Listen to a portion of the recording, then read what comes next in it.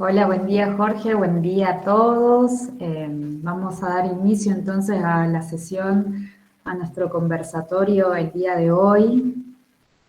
Eh, bueno, para hacer un poco la apertura, les quiero dar a todos y a todas la bienvenida a este ciclo de conversatorios de la Red de Estudios sobre Fronteras Andinas. Mi nombre es Estela Juste, pertenezco a la Unidad Ejecutora en Ciencias Sociales y Regionales de CONICET y de la Universidad Nacional de Jujuy, Argentina, y junto a la doctora Bianca De Marchi, quien me acompaña aquí, de la Universidad de Arturo Prat en Chile. Nos encontramos actualmente en la coordinación general de esta red y queremos darles la bienvenida a este ciclo, ¿no? Este ciclo que ya de a poquito va llegando a su fin y tiene como objetivo general poder lograr alcanzar un espacio de encuentro, de diálogo y de intercambio sobre los trabajos académicos más recientes en torno al estudio de las fronteras andinas, ¿no?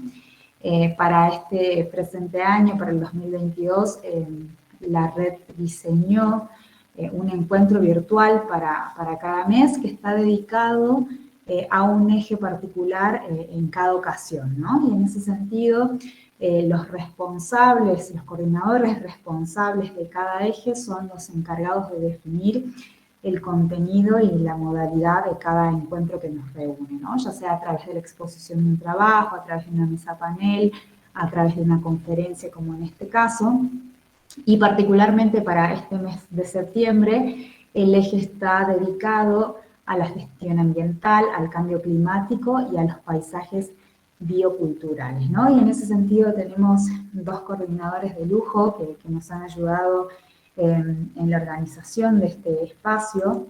Nos acompaña hoy para coordinar este eje Dolores Trillo, que es licenciada en Sociología por la Facultad de Ciencias Sociales de la Universidad de Buenos Aires. Es además becaria doctoral de la Unidad Ejecutora en Ciencias Sociales y Regionales de CONICET y UNJU, y es doctoranda en Antropología por la Universidad de Buenos Aires. También hay que decir que se ha desempeñado profesionalmente en ámbitos gubernamentales para distintos programas de desarrollo rural implementados en la provincia de Jujuy y en la región del noroeste argentino.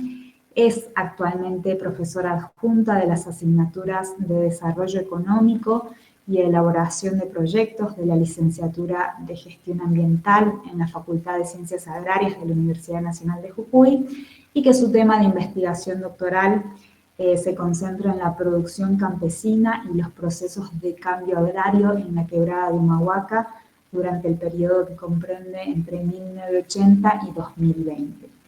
Junto a ella, quien también va a oficiar de coordinador y comentarista en esta oportunidad, es el doctor José Urquizo, quien nos acompaña también hoy. José Urquizo es licenciado en Ciencias Biológicas, egresado de la Facultad de Ciencias Agrarias de la Universidad Nacional de Jujuy. Es además doctor en Ciencias Biológicas, egresado de la Facultad de Ciencias Naturales y del Instituto Miguel Lilo en la Universidad Nacional de Tucumán. Desde el año 2008 a la fecha es responsable de la delegación en Jujuy del programa Conservación de Murciélagos en Argentina, y además es miembro de la Red Latinoamericana y del Caribe para la Conservación de Murciélagos y miembro de la Sociedad Argentina para el Estudio de Mamíferos Lazarén, ¿no? En la actualidad, el doctor Urquizo se desempeña como docente de la Facultad de Ciencias Agrarias de UNJU y es becario postdoctoral del Instituto de Ecorregiones Andinas de CONICET y de la Universidad Nacional de Jujuy, en donde desarrolla sus trabajos de investigación relacionados con la ecología, los patrones evolutivos de mamíferos pequeños en ambientes áridos del noroeste argentino, con énfasis en las ecorregiones de Puna y los Altos Andes.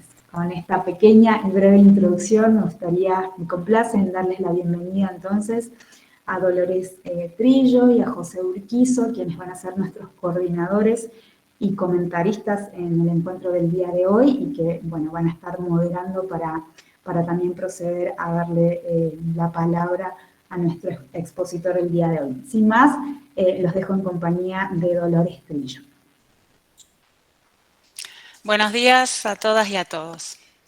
El cuidado y la gestión del ambiente se presentan hoy como eje transversal en el diseño de la agenda pública, como requisitos indispensables para paliar y revertir las nocivas consecuencias de formas globalizadas de producción y de consumo de bienes y servicios. Ejemplo cercano en el tiempo es la Agenda 2030 para el Desarrollo Sostenible propuesta por la CEPAL. Entre sus objetivos se plantea que los países de América Latina y Caribe adopten medidas urgentes para combatir el cambio climático y sus efectos. Propone medir estos avances en términos de reducción de desastres, disminución de la emisión de gases de efecto invernadero, la incorporación de estas problemáticas en los planes de enseñanza, la transferencia de tecnología, generación de capacidades institucionales para la planificación e implementación de actividades de mitigación de los efectos del cambio climático, entre otros indicadores. En todo caso, la relación nuclear que se pone de manifiesto cuando abordamos los problemas vinculados a la gestión del ambiente y el cambio climático es la relación entre sociedad y ambiente, lo cual nos exige y nos invita a realizar un ejercicio reflexivo entre distintas disciplinas científicas y áreas del conocimiento. En este sentido, explorar y conocer las formas pasadas que asumió esta relación entre sociedad y ambiente es un camino que nos invita a iluminar nuevas aristas de problemas presentes. Y es la tarea que nos convoca el día de hoy. Vamos a conversar de estos temas con el doctor Pablo Cruz, a quien tengo el honor de presentar. Pablo Cruz es doctor en Prehistoria, Etnología, Antropología, Université de París, Panthéon-Sorbonne, París 2004. Diplôme d'études approfondies en Prehistoria, Etnología, Antropología en la Université de París I, Panthéon-Sorbonne, París, año 2000. Diplôme d'études d'École de haute études en Sciences Sociales, París, 1999. Pablo Cruz es actualmente investigador del CONICET, categoría independiente con sede de trabajo en la UESISOR CONICET, Universidad Nacional de Jujuy. Investigador asociado en el Équipe de recherche en ethnologie amérindienne, Laboratoire de ethnologie et sociologie comparative, Villejuif, Francia. Investigador adscripto al Instituto de Investigaciones Antropológicas y Arqueológicas, Universidad Mayor San Andrés, La Paz, Bolivia. Miembro de múltiples comisiones asesoras de CONICET.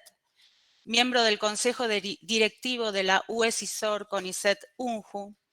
Presidente del Colegio de Graduados en Antropología de Jujuy. El doctor Pablo Cruz es autor de 55 artículos publicados en revistas académicas con referato externo, internacionales y nacionales, y de 22 capítulos de libros publicados por editoriales universitarias y académicas internacionales y nacionales. Doctor, lo invitamos a realizar su presentación. Bueno, ¿se me escucha? Sí, bueno, buenos días a todas, todes y todos. Muchas gracias por haberme invitado. Muchísimas gracias, Dolores, por esta invitación. Pero bueno, un poco asesorado por Nancy Egan, que me explicó un poco la dinámica de estos conversatorios. Voy a hacer todo de manera un poco coloquial, ¿no? Como si estuviéramos charlando. Y debo confesar antes que después de haber aceptado la invitación de Dolores y hasta hace 5 minutos, me sentí que me había metido en un problema porque no voy a hablar de fronteras o de procesos migratorios, sino más bien quizás todo lo contrario.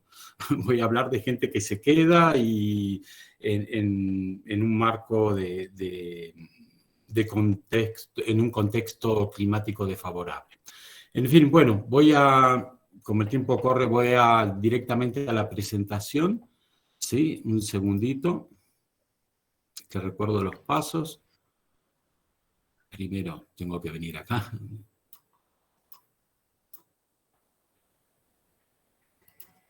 Ahí se ve. Sí, perfecto. Sí. Bien.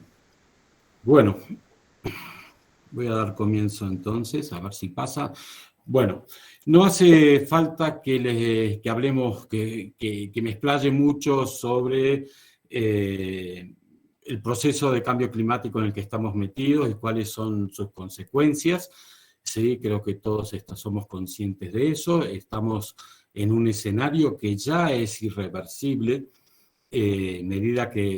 Cualquier medida que tomemos y que estamos lejos de tomarlas, no van a cambiar la situación. Es decir, ya estamos en un escenario de profundo cambio climático y que prontamente, y ya lo comenzamos a ver, esto tiene repercusiones sociales, políticas y económicas, y entre ellas quizás una reconfiguración también de las fronteras nacionales. El caso que voy a presentar, que es de la región intersalar, nos puede mostrar quizás, o nos puede enseñar algunas formas en que podemos hacer frente a estos escenarios de cambio climático.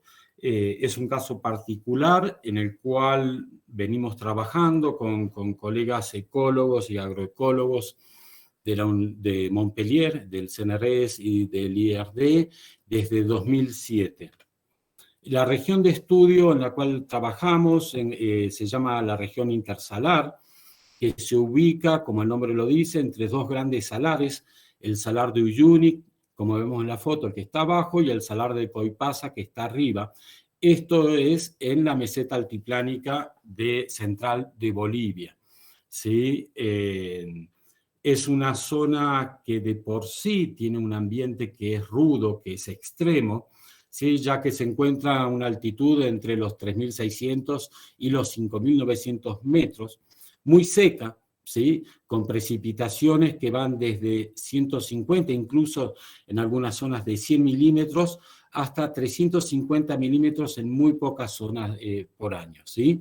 Y sobre todo muy fría, ya que ahí vamos a encontrar más de 260 noches al año con heladas, ¿no? Lo cual limita mucho lo que es toda la producción agrícola.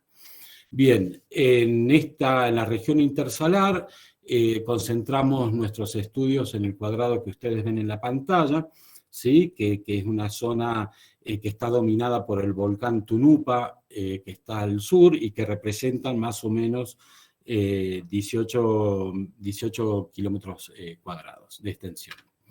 Bien, en esta zona, ¿sí? Hemos realizado campañas de prospecciones intensas desde 2007, lo cual nos permitió identificar 48 sitios de habitación, 48 poblados, ¿sí? Aldeas, las cuales entran en la categoría de Pucara, ¿sí? Y los fechados, los estudios que hemos hecho, entre ellos y con varios fechados, nos muestran una intensa ocupación de esta región con clima tan árido, podemos decirlo entre aproximadamente 1250 de nuestra era, entre 1200 y 1450 de nuestra era, es decir, en tiempos preincaicos. Y estos sitios, como ven en el gráfico de abajo, se ubican, ocupan prácticamente todos los relieves, desde las planicias, ¿sí? Hasta las laderas altas, por encima de los 4.400, 4.500 metros, y tienen distintos tamaños, ¿sí? Encontramos sitios que son bastante pequeños, podemos decir entre media hectárea, hasta sitios muy grandes que superan las 10 hectáreas. Aquí unas fotos aéreas de la apariencia que tienen estos sitios, dado el ambiente en que se encuentra y la escasa ocupación, están muy bien conservados, lo cual es algo verdaderamente excepcional, ¿sí? Aquí otra foto, ¿sí? Con la foto de atrás con el fondo del Salar de Uyuni. Y otra de las características que tienen estos sitios es que en ellos encontramos una enorme cantidad de graneros, ¿sí? De depósitos, como los que estamos viendo en estas fotos que corresponden a distintos sitios. Aquí también se puede ver el excelente grado de conservación, ya que encontramos en algunos sitios incluso estos depósitos conservando aún sus techos. Bien, para ir rápido, ¿sí? Esta tal cantidad de depósitos, de graneros, es muy sorprendente. Solo en el área de estudios hemos encontrado más de 4.650 de estos depósitos. Ahora bien, haciendo un cálculo, ¿sí? de la capacidad de almacenaje, ellos tienen una media de 3.7 metros cuadrados, nos da como que en estos 4.650 depósitos podían, ¿sí?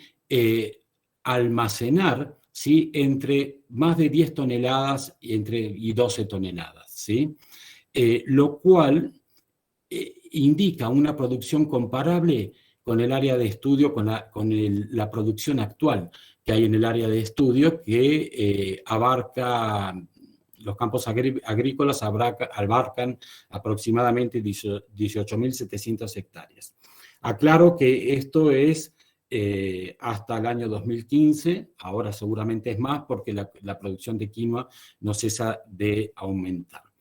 Pero, ¿sí? Estos sitios identificados representan entre un 40 y un 50% de lo que existe en la región intersalar, ¿sí? Por lo cual nosotros consideramos que en la región hay entre 8.000 y 10.000 graneros prehispánicos de este periodo, ¿sí? Lo cual nos lleva a una capacidad de almacenaje que es enorme, entre 29.600 metros y 37.000 metros cúbicos.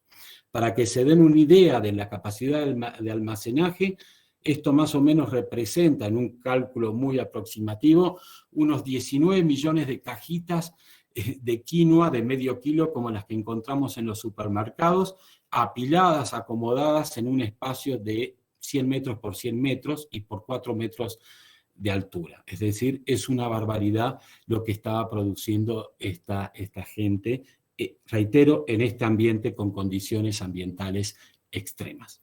Pero lo más sorprendente, ¿sí? Es que, vamos a decir, esta sociedad floreció en un periodo en el cual los estudios paleoambientales, paleoclimáticos, lo que podemos ver en este cuadro, confluyen en señalar que estamos en una fase donde se agravaron considerablemente las condiciones de sequía. Es decir, el clima, que es de por sí ya muy seco, con entre 100, 150 y 350 milímetros anuales de precipitaciones, fue mucho más seco. Pero sobre todo, ¿sí? Floreció en un momento en que el frío se volvió más intenso. Y esto a raíz de la explosión, de la erupción en 1257 de un volcán, el Samalas, que está en Indonesia, y que fue la mayor erupción volcánica que conoció la humanidad, ¿sí? En las cuales cubrió la atmósfera, ¿sí? de los aerosoles que impidieron, ¿sí? la llegada de los rayos solares. Prácticamente durante un periodo de 2 años oscureció, ¿sí? La Tierra. Y esto trajo consecuencias en la escala mundial que fueron muy intensas. Hay registros históricos que hablan que tras esta erupción, ¿sí? Se multiplicaron en Europa las hambrunas, las pestes. En Inglaterra llamaron estos años como los años de las tinieblas, ¿sí? En Japón hay registros iguales de proliferación de enfermedades y de hambrunas. Nosotros hemos realizado modelizaciones que estamos viendo aquí en el gráfico de abajo y que efectivamente muestran un descenso de la temperatura que fue muy significativo. Es decir, confluyen en este periodo, ¿sí? La degradación del clima en términos de sequía y en términos de frío. Y esto claramente ha tenido repercusiones en toda la región, ¿sí? Y lo que estamos viendo es una gran paradoja, ¿sí? Porque mientras que en el Salar vemos el florecimiento de esta sociedad, todas las sociedades prácticamente del altiplano conocen procesos que son inversos. De hecho, hemos documentado procesos migratorios de gente del altiplano, como de Delipes, de Quillacas, que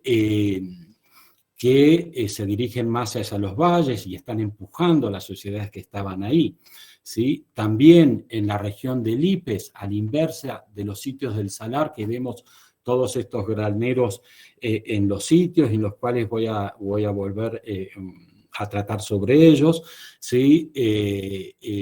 Allí los están ocultando. Los graneros aparecen conjuntos de numerosos graneros en el interior de las cuevas, ¿sí? Como estando protegiendo los bienes. De hecho, ¿sí? Este periodo que precede a los incas fue llamado por cronistas como Guamán Poma de Ayala, que tomó informaciones de los propios incas y otros pueblos andinos, ¿sí? Era llamado como el Auca Runa, el periodo. Auca es guerra, combate, ¿sí? El periodo de los enfrentamientos, un periodo de inestabilidad y de conflictos generalizados en toda la región andina, pero particularmente presentes, ¿sí? En el altiplano, donde las condiciones ambientales son más extremas. Y ahí también me remito más al sur a los trabajos que están realizando Axel Nielsen con Mariano Morales, que es un paleoclimatólogo, en la Puna del noroeste argentino, donde observan también esta tensión provocada por esta degradación del clima y procesos migratorios y, consecuentemente, conflictos territoriales con aquellas sociedades que habitaban en los valles.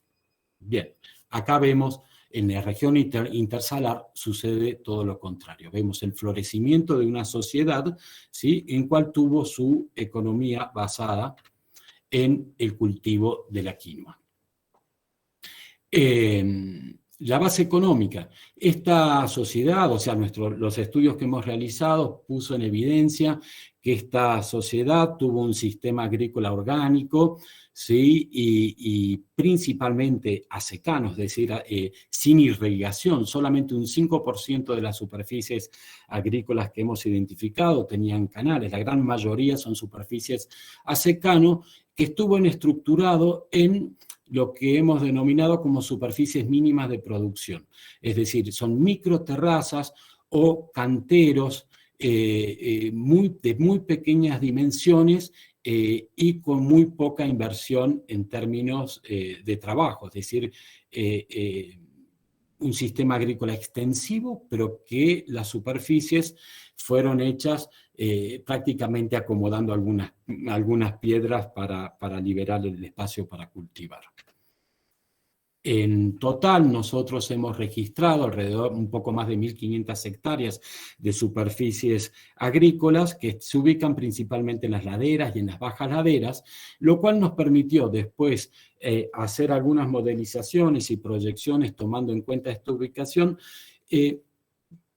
considerar una probable extensión de los cultivos en su totalidad en esta época que se acercaba o alrededor de las 18.000 hectáreas. Lo que es significativo es que se trata de una superficie cultivada que es muy cercana a la superficie de cultivos actual de quinoa, ¿sí? Que ronda los 18.748 hectáreas, a diferencia que hoy en día estos cultivos se ubican mayoritariamente en las planicies, dado que están mecanizados.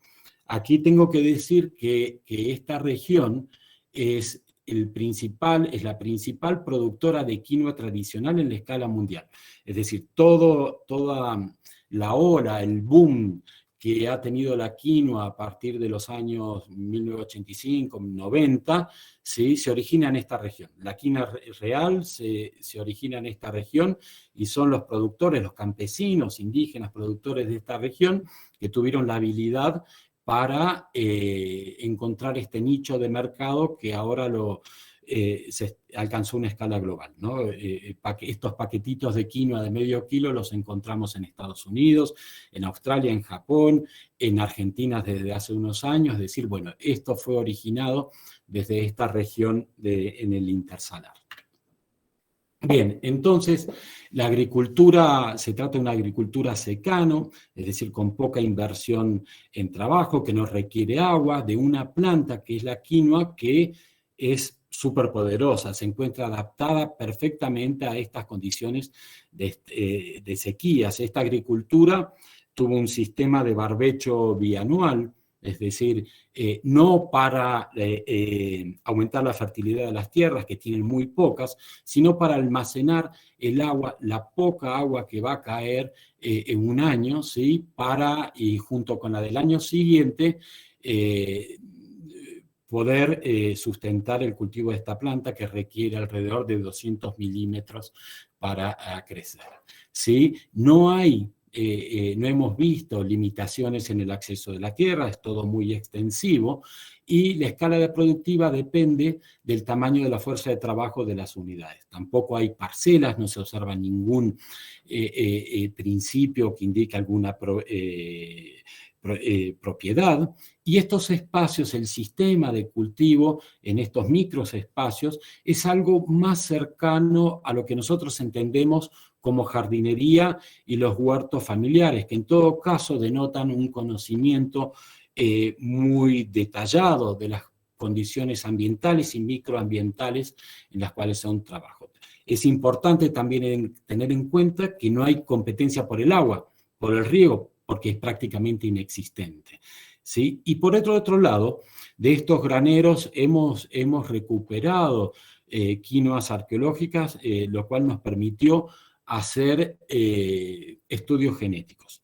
Y estos estudios genéticos lo que nos muestran, en primer lugar, que había una alta diversidad de quinoas arqueológicas, comparable en todos los aspectos con la diversidad que existe hoy en día en la región.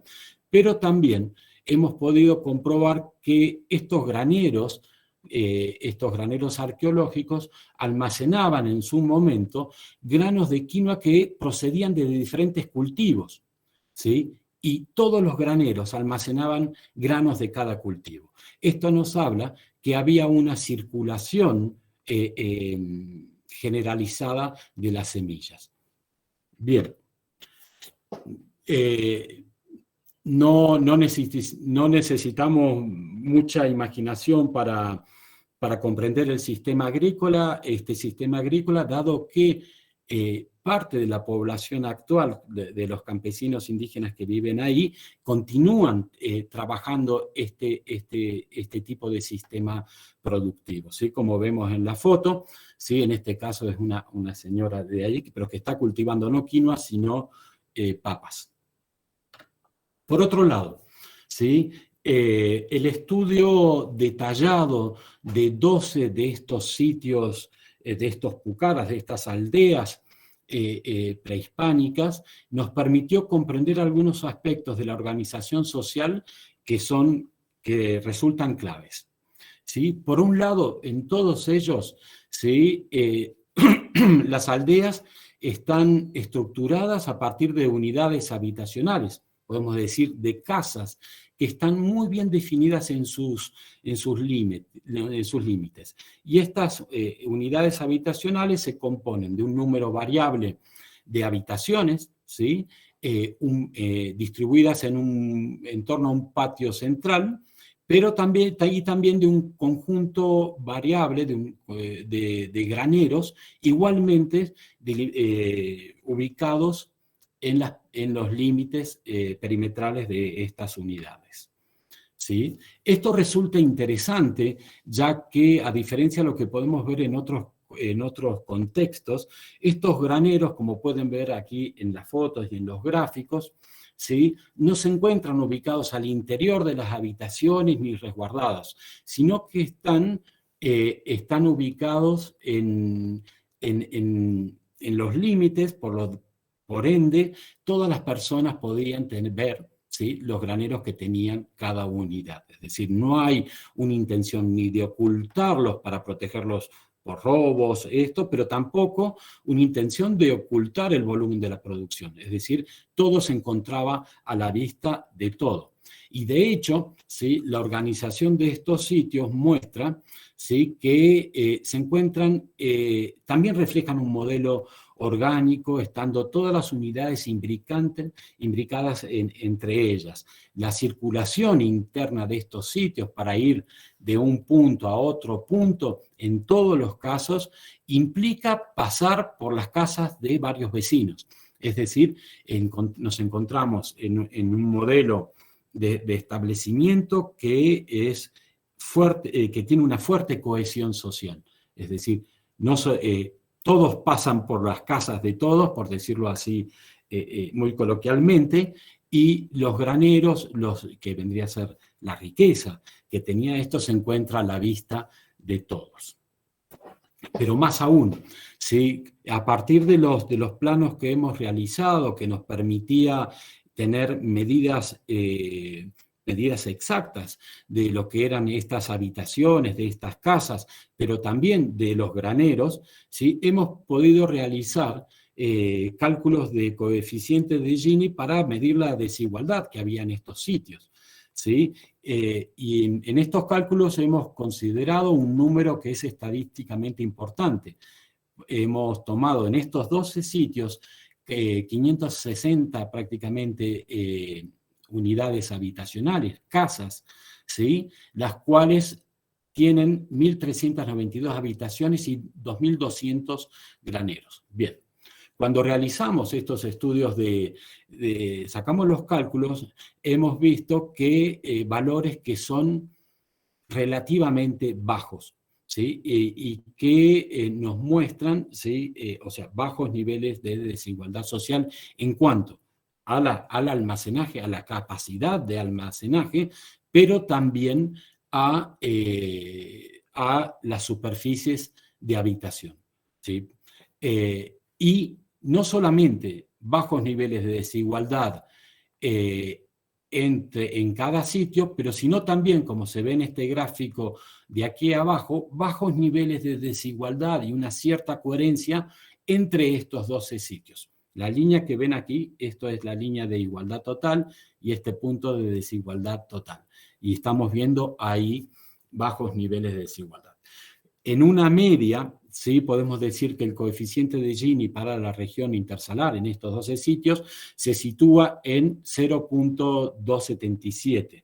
Y para que tengan una idea, esto se ubica, sí, un poco por encima del Gini de los países nórdicos, que son los que tienen menores desigualdades sociales. Aclaro, lo bueno de los estudios, del estudio de coeficiente de Gini es que permite comparar cosas que podrían resultar incomparables. Es decir, nos permite comparar en un contexto espacial más amplio, pero también temporal, ¿sí? Y los valores son realmente muy bajos para lo que se conoce en la región y para la época en esta misma región. Para tener otra referencia, ¿sí?, el Gini de Argentina es alrededor de 0.424 y el de Brasil, que es mucho más alto, de 0.513. Es decir, tenemos coeficientes muy, muy bajos. Ahora bien,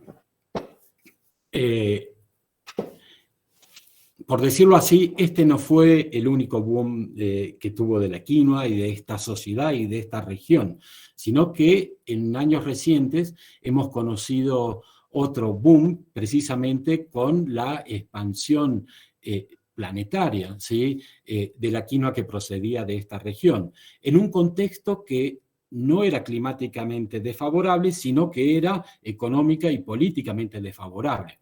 El boom de la quinoa, el reciente boom de la quinoa, tiene lugar tras, en los últimos años de la década de 1980.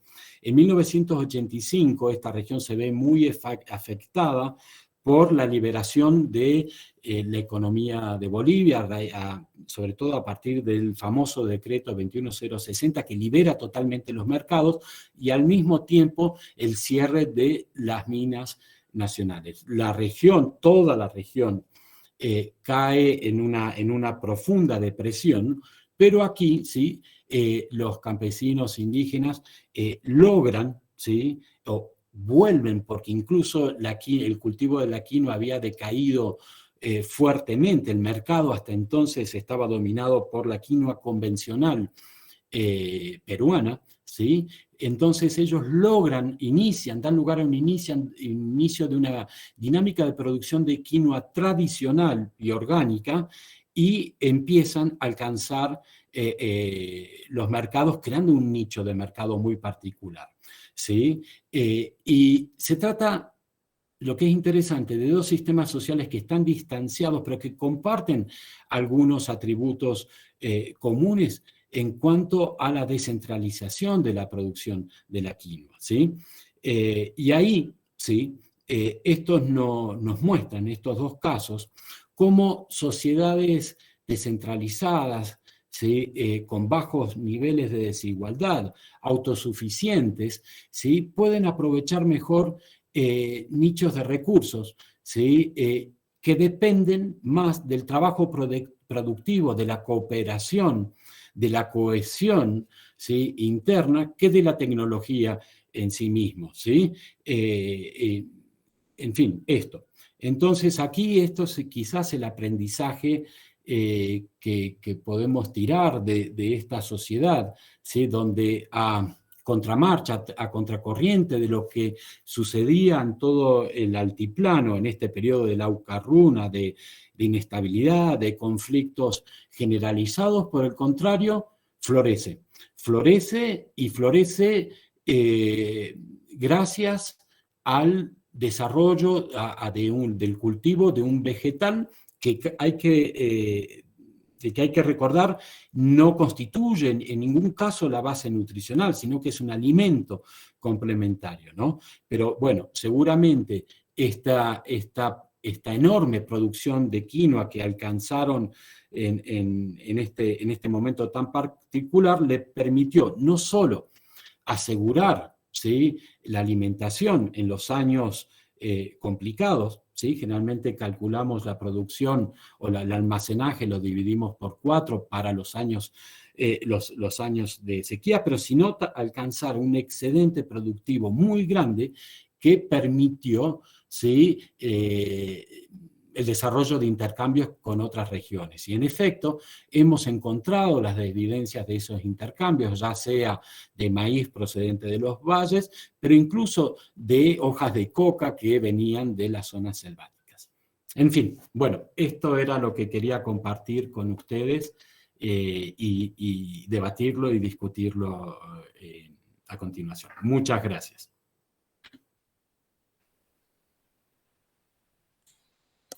Muchas gracias, Pablo. Invitamos al doctor José Urquizo a hacer sus comentarios. Hola, buenos días a todos. Primero que nada, excelente trabajo, Pablo. La verdad que leer los artículos previamente y escucharte comentar sobre ellos es impresionante, todo el análisis y esta cuestión de comparar con distintas informaciones que hay sobre el clima y demás. Particularmente, en realidad, de chico, tuve la posibilidad de estar por esos lugares, por Quillacas, Chalaluyuni, varios años, y me llamó siempre la atención esa cuestión de que en esa heterogeneidad del paisaje puedan cultivar algo, me preguntaba yo de chico. Y viendo los volúmenes de producción que tenían en quinoa, es importante destacar que seguramente dominaron una técnica indispensable para poder cultivar en esas laderas que vistas así desde lejos parecen que fueran inexistentes, porque parecerían casas apostadas en las laderas de las montañas, y lo que menos se me habría ocurrido a mí es que además estaban cultivando esos volúmenes, ¿no? Respecto, me quedó ahí, y si bien lo leí en tu artículo, me gustaría que comentes un poquito sobre cómo era la acumulación de agua en ese barbechado que hacían, ¿no? En qué consistía ese acopio de un recurso tan importante como es el agua. Bien, sí. Bueno, hay que, antes de eso, bueno, quisiera decir que a partir de la producción del boom de la quinoa generado en esta región, ¿sí? Los cultivos se multiplicaron exponencialmente. Y lo que antes veíamos particularmente en la región intersalar, ¿sí? Y esto mucho gracias a la mecanización e incluso al desarrollo de una tecnología para cultivo de quinoa que hay ahora, se alcanzó una escala enorme. Un cálculo que hice recientemente para la región de intersalar, pero también Quillacas y parte de Oruro más arriba, y por el sur alcanza, está agarrando casi hasta la región de Tupiza.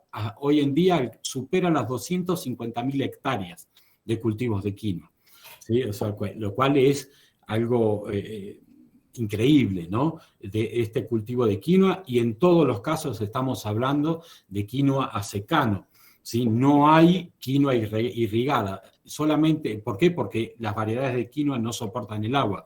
Solamente en la región del Titicaca y más al sur, en Tarija, en el norte de Argentina, vamos a encontrar quinoa que soporta el agua, pero en este caso es totalmente irrigada. La práctica del barbecho bianual es sistemática en todos los casos porque es necesario almacenar el agua, ¿sí? Para que pueda crecer la planta. Lo que hacen es, bueno, dejar descansar la tierra un año para recuperar el agua de la lluvia, ¿sí? Estamos hablando de, por ejemplo, 150 milímetros anuales. De ese año, la mitad se va a perder por evapotranspiración, ¿sí? Pero va a quedar un poco, que sumados a los 150, por ejemplo, del año en que se cultiva, alcanza y supera los 200 milímetros que requiere esta planta para crecer. Es decir, es un juego extremadamente fino, ¿sí? Sí. Pero es una planta que soporta todo, ¿sí? Soporta todo. No hay una cuestión con el barbecho, como se entiende generalmente, de fertilizar la tierra, cosas así, no hay, porque los suelos son muy pobres, y de hecho estudios que han realizado los colegas ecólogos de Montpellier han mostrado que, bueno, la tierra después de 5 años pierde prácticamente todos los nutrientes. El proceso que tiene la quinoa, y por eso es una super planta, digamos, que, bueno, tienen unos, en sus raíces tienen unos hongos que permiten captar el nitrógeno, en realidad, como que es algo mágico, ¿sí? Pero que es una planta que soporta todo. Entonces, el barbecho que se realiza tiene como fin almacenar el agua, ¿sí? Para llegar, vamos a decir, a esta barrera de los 200 milímetros anuales que requiere la planta, ¿sí? Fisiológicamente para desarrollarse. Una cosita más para decir sobre esta planta que me olvidé de señalar y que es muy importante, es que la quinoa podría ser una planta que no está totalmente domesticada, en el sentido que, a diferencia del maíz o las papas, ¿sí? Tiene un periodo de desgrane que es diferenciado. Es decir, no es que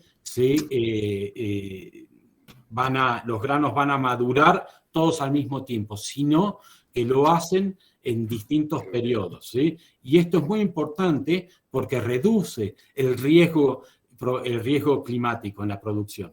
Es decir, al desgranar en distintos momentos, están menos afectados del impacto que provocan las heladas. Es decir, permite, ¿sí? Tener mayor variabilidad. productiva. Sí, claramente la técnica que tenían era impresionante. Dolores, vos tenés algunos comentarios. Sí, muchas gracias. En primer lugar, agradecerte, Pablo, porque ambos trabajos me resultaron sumamente interesantes y me parece que significan una puesta en valor del trabajo científico colectivo, interdisciplinario, y ponen bien de manifiesto cómo pueden combinarse metodologías de investigación mixtas para producir conocimiento, ¿no? En el trabajo se observa con claridad la aplicación de métodos cualitativos, refieren a entrevistas a pobladores actuales, locales, cercanos a la zona, a la región intersalar, y también el uso de métodos estadísticos que el volumen considerable de los datos que manejan hizo posible. También me parece importante subrayar en un momento del trabajo cómo resignifican el término pucara, ¿no? que normalmente se lo asocia a estructuras defensivas o estrategias bélicas de las poblaciones antiguas, y las investigaciones que presentaste nos muestran que las nuevas evidencias empíricas que ustedes estudian ponen de manifiesto que este término pucara podría también estar asociado no a lo bélico, sino a la búsqueda de espacios agrícolas sagrados relacionados con estrategias de adaptación climática, según cito textualmente, vinculadas a áreas de cultivo menos expuestas a heladas y fríos, ¿no? También me pareció sumamente interesante subrayar que las formas de organización pasadas que nos revelan los trabajos que presentaste nos muestran que ante la adversidad climática y un entorno extremo, las estrategias que se despliegan por las sociedades agrarias que estudian se orientan en sentido opuesto a lo que el sentido común contemporáneo nos llevaría a concluir, ¿no? Son justamente la cooperación, cito según lo que ustedes plantean, la cooperación en la acción colectiva, la democratización de los saberes y un liderazgo social participativo como los tres pilares que destacan en el trabajo y que permitieron a estas unidades familiares habitar aquellas tierras entre los siglos XIII y XV. Por último, y como conclusión de lo que estábamos comentando, de todo esto surge un mensaje relevante para los más jóvenes que estén aquí presentes en este conversatorio, aquellos que estén transitando sus estudios universitarios, que no está todo dicho ni todo escrito, y que lo ya dicho y lo escrito puede y debe cuestionarse en la medida que la emergencia de nuevas evidencias como las que ustedes analizaron así lo exijan. Hay mucha tarea por hacer, mucho camino por recorrer, y quizás podamos tomar como ejemplo en esta tarea de construir conocimiento la labor realizada por Pablo y tus colegas y el modelo de sociedades agrarias de baja desigualdad expuesto en tus trabajos. Para finalizar, quería pedirte, Pablo, si podés desarrollar o describir un poco más este ejercicio de formas participativas de liderazgo que refieren en los trabajos como estrategia de adaptabilidad a entornos extremos. En alguna parte de tu trabajo mostrás cómo estas formas de soberanía son posibles y necesarias, y lo refieren en los trabajos a la actualidad del ejercicio de esas formas de participación política. Si podrías describir un poco más cómo se expresa este liderazgo compartido en términos del territorio que abarcan, en qué escala es posible esto o qué cantidad de población. Eso es todo, Pablo. Bueno, muchas gracias a ambos, a José y Dolores, por sus comentarios. A ver, es un debate de actualidad y es un debate central en torno a la problemática del cambio climático, a los impactos que va a generar y ya está generando el cambio climático, ¿sí? Esta cuestión de decir, bueno, ¿qué sistema de sociedad puede adaptarse mejor a ellos o puede sobrepasar? Y ahí tenemos como que hay dos corrientes o se confrontan dos concepciones generales, y una es aquella, la más clásica, en los cuales nos muestran, y que muy probable, ¿no?, que vamos directo a un escenario de catástrofe, ¿no?, con migraciones masivas, conflictos bélicos, y que está argumentada, ¿sí?, por muchos eventos que han sucedido en el pasado. ¿Sí? Prácticamente todas las grandes catástrofes tienen una parte, tienen una de sus patas en una cuestión ambiental, en una cuestión ecológica, ¿no? Sí, pero por el otro lado, ¿sí?, está aquella línea, podemos decir, quizás optimista en muchos aspectos, pero que ve en este escenario totalmente desfavorable en el cual estamos metidos y que somos totalmente responsables de ello, nos ve una oportunidad para cambiar o para desarrollar algunos modelos alternativos, ¿sí? Nosotros, ¿sí?, nos hemos basado mucho en autores como Ostrom o Mattison, ¿sí?, en que ellos ponen en evidencia que en estos contextos desfavorables, ¿sí?, solo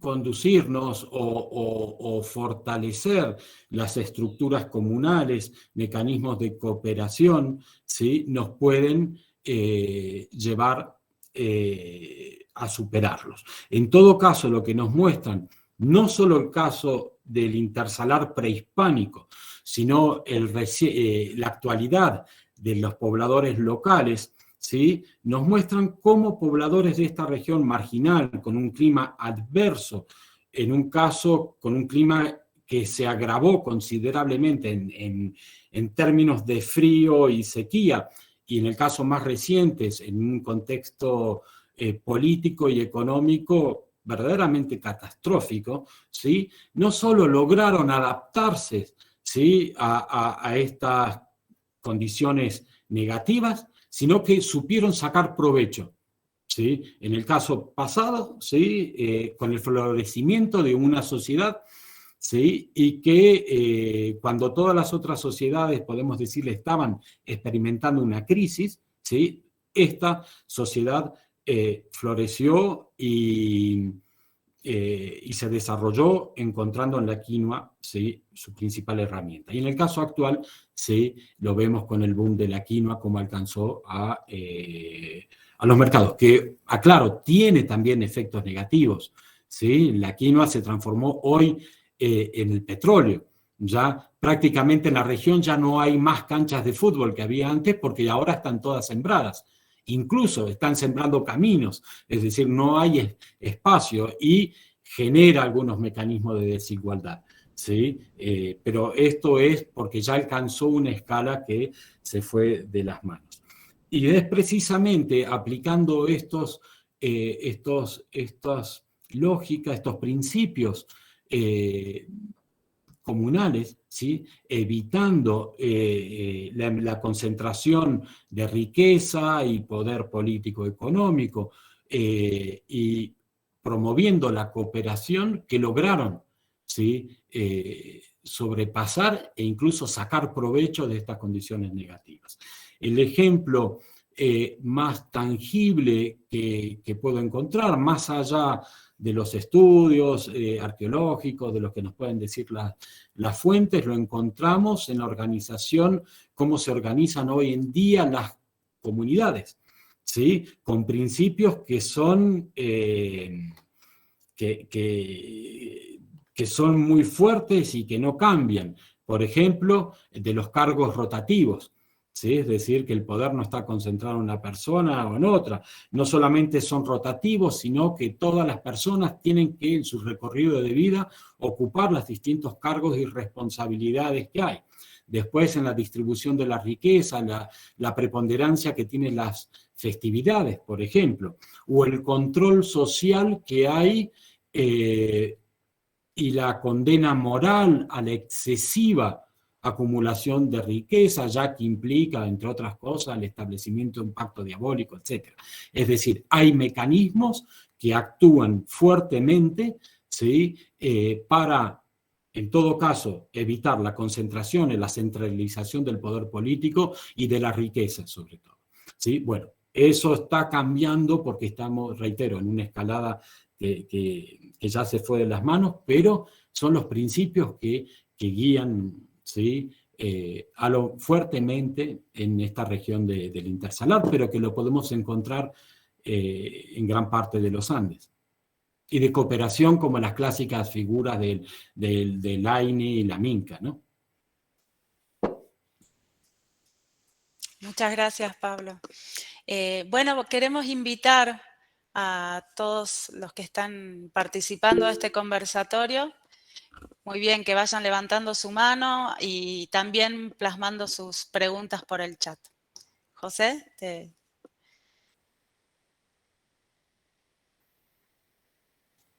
José, tu micrófono.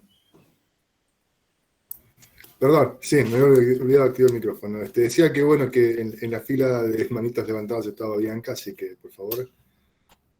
Gracias, José. Bueno, yo quería hacerte una pregunta, Pablo, pero realmente desde una ignorancia tremenda sobre cualquier criterio arqueológico o etnohistórico, o yo trabajo cosas más modernas, evidentemente. Pero sí, un poco me estoy encontrando en mis investigaciones con la autonomía indígena Uruchipaya y con su narrativa respecto a su memoria, a sus ancestros y todas estas cuestiones que están asociadas a esta autonomía indígena. Y quería saber si existen relaciones, si tú ves cómo estos, porque están en el norte, ¿no? Del Salar de Coipasa. Entonces, ¿hasta qué punto este tipo de formación que ustedes han visto en esta área bien circunscrita entre Coipasa y Uyuni, entre los dos salares, intersalar, se ve también en los otros espacios asociados a los salares y capaz en los otros lados de la frontera hacia Argentina y hacia Chile? Bien, muchas gracias, Bianca, por la pregunta. Efectivamente, mira, en este momento es una pregunta central porque estamos concentrados en ello. Efectivamente, la región intersalar no es una región aymara, no es una región uruchipaya, pero que es singularmente diferente a lo que sucede más al norte, que es toda la región de Carangas. ¿Sí? Es decir, y hemos recorrido en años anteriores Carangas con ese propósito, ¿sí? Y de hecho en noviembre tenemos nuestra última misión ahí en Carangas para ver los sistemas productivos agrícolas pero también los sitios arqueológicos.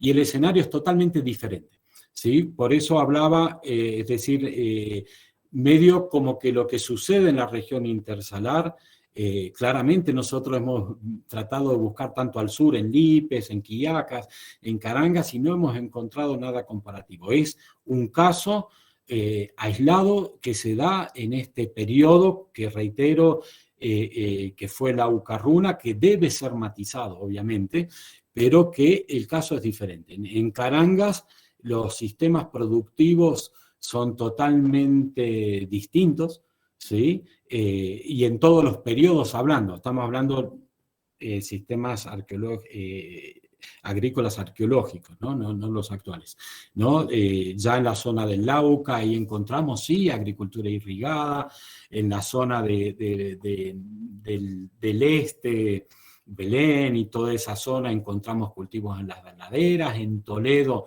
encontramos otro sistema en Damero que es impresionante, pero que en todos casos es diferente, y también es diferente el hecho que Carangas tiene, no en el caso de los uruchipayas, que es muy particular, pero en el caso de los Carangas sí una fuerte predominancia de las actividades pastoriles.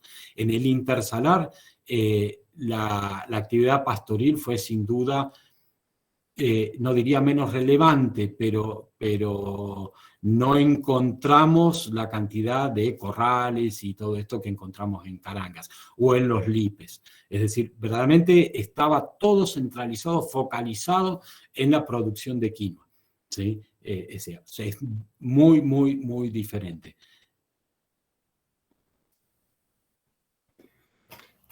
Bien, tenemos ahí en Cristín, por favor, adelante. Sí, Pablo, y estoy profundamente impresionada por la profundidad de la investigación de tantos años. Mis felicitaciones más sinceras. Lo que como historiadora a mí viene a mi mente es que entre 1257, esa gran erupción del volcán que tú analizabas, ¿no? Y la continuidad hasta el presente, lo que viene en mi memoria son dos episodios, por lo menos dos, ¿no? Que son de grandes transformaciones en general, ¿no? En el panorama andino. Y uno es la expansión inca, ¿no? Que tú mencionaste muy marginalmente, y me pregunto si eso tuvo algún efecto, ¿no? Sobre la producción de la quinoa en los salares de Uyuni. Y la otra cosa es, sin duda, un poco pensando en Semper Dazaurian, ¿no? Y el impacto de la minería de Potosí, ¿no? Y la monetización de la economía, que son primeros momentos que sin duda van a afectar, ¿no? La producción y el consumo de la quinoa y también la forma en que se organizan las comunidades locales, ¿no? En torno a estos grandes cambios, si quieres llamarlos macroeconómicos. Entonces me pregunto si hay alguna evidencia de transformaciones paulatinas, ¿no? Que atraviesan, digamos, la línea temporal desde 1257 hasta nuestros días, ¿no? Hasta qué punto hay una continuidad, ¿no? Que no está intercedida por estos dos momentos o más momentos, ¿no? Tanto en términos ecológicos como en términos económicos. Gracias. Sí. Muchas gracias, Cristín. Bueno, primero, antes de responder tu pregunta, tus dos preguntas, que hay una sola respuesta, no pude, por cuestiones de tiempo, bueno, contar toda la cuestión de las erupciones volcánicas. Sí, el Samala fue la principal, que tuvo una escala planetaria, pero a esa erupción, ¿sí?, se siguieron otras, ¿sí?, en un periodo de entre 50 y 70 años, grandes explosiones y otras más cercanas, como la del Quilotoa y en Ecuador, y en realidad hubo un ciclo de erupciones que hizo que estas condiciones ambientales no duraran solo 2 años, ¿sí?, sino varias décadas, se extendieran sobre varias décadas. Y un punto más que también no pude tratar es sobre los impactos que tienen estas erupciones volcánicas. Y ahí tenemos registros históricos que son muy precisos, y para esta región, que es el caso del Huayna Putina, la erupción del Huayna Putina en Arequipa en 1600, ¿sí? Y que la cual no fue una gran erupción, pero no alcanzó las dimensiones de estas que estaba hablando anterior, en particular el Samalas, pero provocó en la región de Carangas, y ahí tenemos registros históricos precisos, el abandono de sistemas agrícolas y de los pueblos, y el traslado y las migraciones a otros pueblos, migraciones que no implicaron un retorno después. Es el caso de Turco, por ejemplo, o la misma creación de Zaballa, ¿no? Es decir, estas erupciones verdaderamente tuvieron impactos catastróficos, como lo tiene cada año en el cual las heladas son más intensas, y que podemos leer en los periódicos la mortandad de animales que se cuentan por miles, ¿sí?, sin necesidad de una erupción. Ahora bien, con tu pregunta, la ocupación de la región intersalar se extiende aproximadamente hasta 1450, 1460, y se interrumpe bruscamente por la llegada de los incas. Es decir, cuando llegan los incas, desaparecen. Y esto es algo, fue una gran preocupación para nosotros, porque no podíamos entender cómo algo tan denso se termina y de pronto. Y sí, es así el caso. Y hemos encontrado, ¿sí?, evidencias en algún sitio, no solo de los incas, que tenemos bastante evidencia, pero de nucleamientos poblacionales. Y aquí es donde se relaciona con tu segunda pregunta, los cuales, ¿sí?, a modo de hipótesis en este momento, ¿sí?, consideramos que tiene que ver con la explotación de los incas de los depósitos minerales de plata, ¿sí?, que estaban en toda la región, ¿sí?, que comienzan más o menos en esa era. ¿Y por qué decimos esto? Porque, bueno, ahí en la zona de Quillacas hay un gran centro administrativo incaico que se llama el Tambo de Cebarullo o Maporco, un sitio que tiene unas 10 hectáreas, y ahí hemos encontrado, ¿sí?, se ha registrado fragmentos cerámicos, pero también, sí, que provienen de la gente del intersalar. Es decir, que pueden estar llevando en tanto que mitmacunas, sean mitimas o mitmac, ¿sí?, temporales o más, ahí lo están llevando a esa región. Y seguidamente, ¿sí?, llegan los españoles y ya en 1545 empiezan con el descubrimiento de Potosí, la explotación del Cerro Potosí, están trasladando gente. La cuestión es que registros históricos ya para el comienzo de la colonia, ¿sí?, estamos hablando de 1570, por ahí, ¿sí?, hablan de esta región como despoblada, ¿sí? Es decir, que el despoblamiento se dio por causas políticas, en primer lugar, por la llegada de los incas y seguidamente, ¿sí?, por la producción española de plata. Bien, tenemos a Jorge Luis Cladera. Jorge, adelante. ¿Qué tal? Buen día. Bueno, muchas gracias por el aporte, es súper interesante como siempre. Quería hacer una pregunta que me nacía escuchándote y viendo las imágenes que estabas compartiendo, Pablo. Va una inquietud que tiene que ver obviamente con las inquietudes por las que uno anda.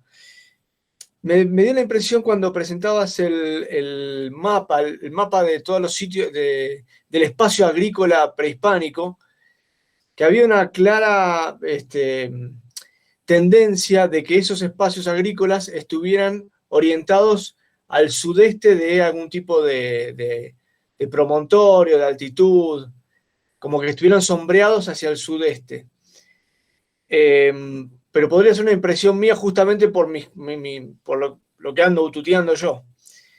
Y en una dirección parecida me dio la impresión en las imágenes que mostrabas y también en los croquis que mostrabas que los espacios habitacionales también tenían una cierta tendencia de que las viviendas estaban orientadas hacia el sur o hacia el este, o hacia el oeste, perdón, y que los graneros estaban orientados hacia el norte o hacia el este.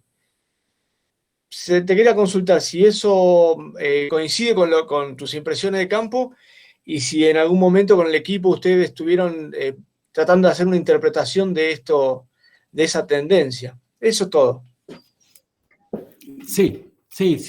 A ver, en cuanto a las superficies de cultivo, claramente tienen esa orientación, y esa orientación tiene que ver con la mayor radiación solar que van a recibir, pero sobre todo con la menor intensidad de las heladas, ¿sí? Y eso lo hemos tomado, para ello hemos trabajado bastante con los pobladores locales, ¿sí?, en ello, ¿sí? Es decir, y ahí es donde denota este conocimiento pormenorizado, ¿sí?, de los ambientes. El factor crítico en la región son las heladas. En un año normal son 260 noches de heladas, lo cual es muchísimo. Imagínense en un año frío, ¿no? Tiene que ver con eso. En cuanto a las viviendas, no estoy tan seguro que sea así. Y de los graneros, no. Los graneros tienen distintas configuraciones. Están siempre en las perimetrales de las casas. Gracias. Bien, tenemos nuevamente a Cristín, levantó la mano. No, entonces no. Sí tenemos una pregunta de Ricardo Córdoba, haciendo referencia a si se podría decir algo sobre el volcán Popocatépetl de México, que creo que tiene que ver un poco con lo que comentaste sobre cómo influyó en el clima las erupciones de volcanes grandes de Indonesia y de otras partes del mundo. No, la verdad que no puedo decir nada sobre ese volcán. Capaz que las erupciones que ha tenido, no. Claro.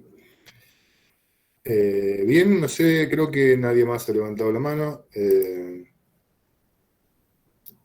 Dolores, creo que por ahí Sí, podemos... bueno, si quieren aprovechar este último rato para expresar sus inquietudes, comentarios, hagamos provecho de este encuentro con Pablo y con sus trabajos.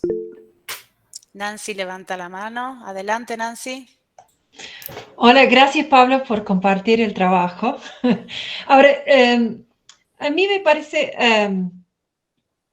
una de las cosas, Pablo y yo venimos charlando mucho sobre este tema y estas cuestiones, y una de las cuestiones que a mí siempre me agarra mucho la atención es esta idea, el vínculo entre desigualdad, sistemas o estructuras políticas y presiones ambientales o cambio climático, en nuestro caso hoy en día, o el periodo de sequía y frío después de Samalas.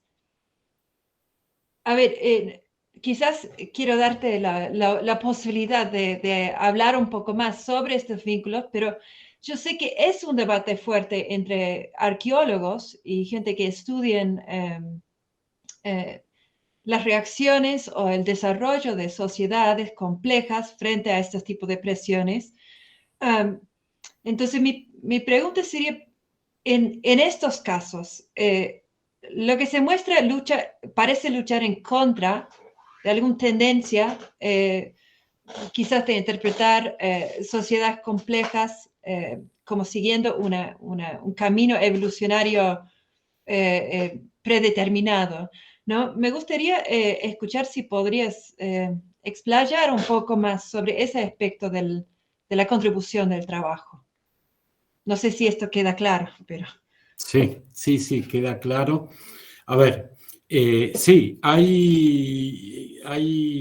bueno, personalmente es una temática de la cual vengo trabajando desde mi tesis de licenciatura, ¿no? Los procesos que conducen a la emergencia de la desigualdad social o otras formas que son alternativas, y claramente hay una cuestión que transversal y que es ideológica, y esto de considerar que todo proceso que lleva a la complejización social conduce necesariamente a un incremento de la desigualdad social y de la centralización del poder. ¿Sí? Lo cual ha sido criticado ampliamente por numerosos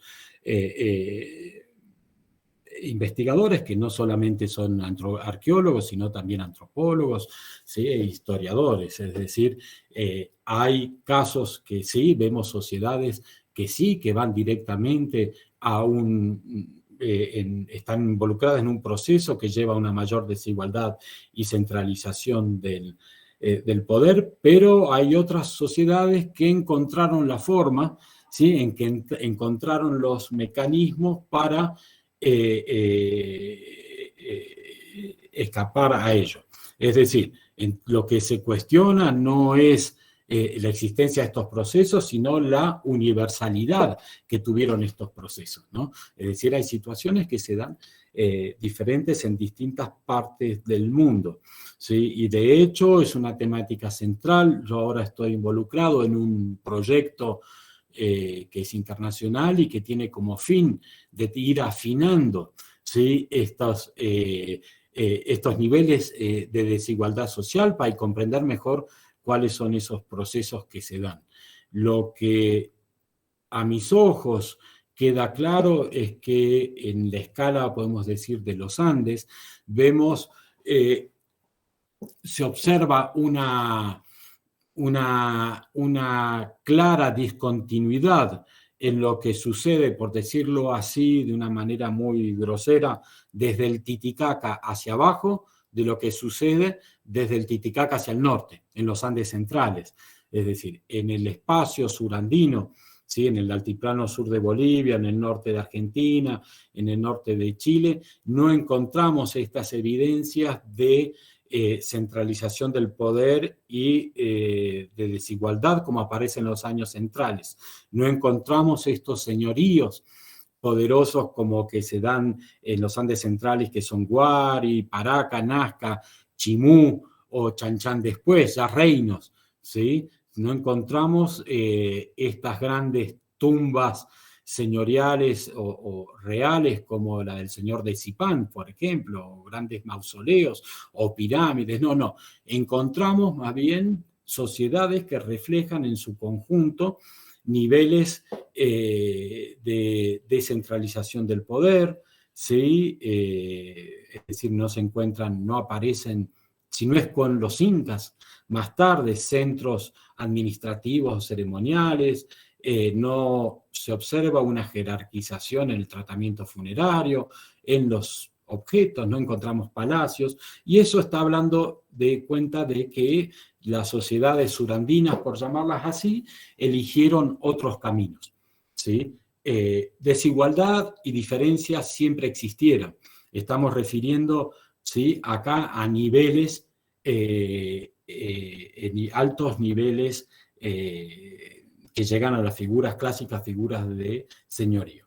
Esto para los Andes, en América Central, ¿sí?, en Mesoamérica precolombina, también hay los estudios, notamente aquellos de Cromley, ¿sí?, o de Chase, que muestran, ¿sí?, también, incluso con los mayas, sistemas que son más heterárquicos que jerárquicos, ¿no? Y lo mismo sucede en distintas partes del mundo, es decir, no todos los procesos hay.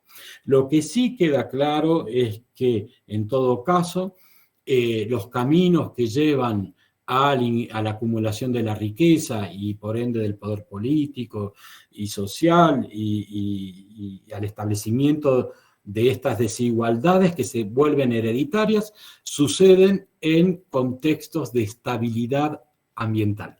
¿Sí? Es decir, que prácticamente cuando todo está bien, todo está calmo, hay paz y prosperidad, conduce, ¿sí?, a estos caminos que incrementan la desigualdad, al fin de cuentas.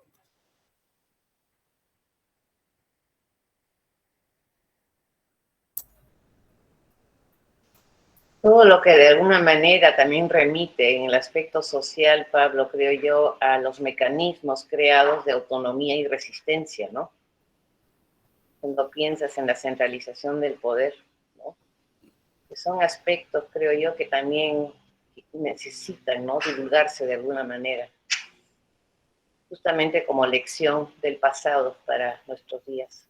Totalmente, sí. El aprendizaje que yo obtengo de estos sistemas, de estas sociedades, no solamente intersalar, sino todas las del surandino, es precisamente la manera, ¿sí?, en que lograron, ¿sí?, frenar estos procesos, porque han surgido pequeños picos, pero que rápidamente, ¿sí?, son como parados, ¿no? Sucede en el formativo, pero que ahí lo bajan de nuevo, sucede también en el tardío en algunos lugares, pero son frenados, ¿no? Es decir, que hay mecanismos de regulación para evitar precisamente esto.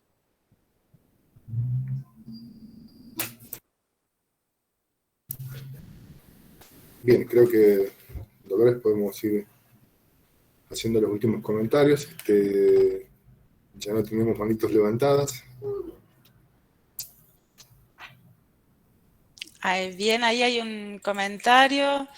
Laura Ustares nos dice: como estudiante de la UNJU, es un verdadero honor participar de este conversatorio, escuchar tanto conocimiento junto. Muchas gracias Pablo. Eso nos comenta Laura Ustarés. Bueno, Jorge también, antes de hablar, hizo un comentario respecto a lo interesante de los aportes. Elsa Griselda Quispe nos dice hermoso encuentro. Vamos a ir convocando si quieren hacer algún otro comentario, pregunta. Y si no, Estela, tienes la voz. Bueno, muchas gracias. Yo en primer lugar quería agradecer a Pablo por la predisposición y la generosidad con la que nos ha compartido hoy tanto conocimiento. Creo que hemos aprendido un montón para los que por ahí no somos tan del palo, como se dice, y ha sido muy enriquecedor también. Y quería aprovechar para también agradecer a Dolores y a José, quienes han sido los coordinadores y los comentaristas de ese eje y que le han contribuido a darle forma a este encuentro del día de hoy. También quería comentarles que ahí en el chat de la sesión de hoy hemos compartido nuestro canal de YouTube de la Red de Estudios sobre Fronteras Andinas y que luego de finalizada la sesión del día de hoy van a tener disponible el encuentro allí por si lo quieren ver. También están los encuentros de los meses anteriores, en donde hemos compartido ejes con temáticas transversales a lo que son los estudios sobre las fronteras andinas, y comentarles que en el próximo mes, al finalizar octubre, vamos a estar teniendo el conversatorio del eje de expresiones culturales, de procesos comunicacionales y de imaginarios andinos. Nos vamos hacia otra temática también, pero siempre obviamente volviendo y estudiando y compartiendo alrededor de lo que son las fronteras andinas. También quería tomarme unos segunditos para agradecerles, además de Pablo, de Dolores y a José, a todo el equipo de la Red de Fronteras que hace posible cada encuentro, tanto a Bianca como también a Anaí y a Ana Laura que nos colaboran y hacen que cada encuentro mensual tenga forma y pueda ser llevado a cabo, ¿no? Así que bueno, si no hay más comentarios, nuevamente con un profundo agradecimiento hacia Pablo, Dolores y José, nos encontramos el próximo mes. Un placer compartir con todos ustedes y nada, hasta el próximo mes entonces. Chao, chao, hasta luego. Adiós. Chao, chao. Chao. Chaucito y gracias. Muchas gracias a todos, muchas gracias.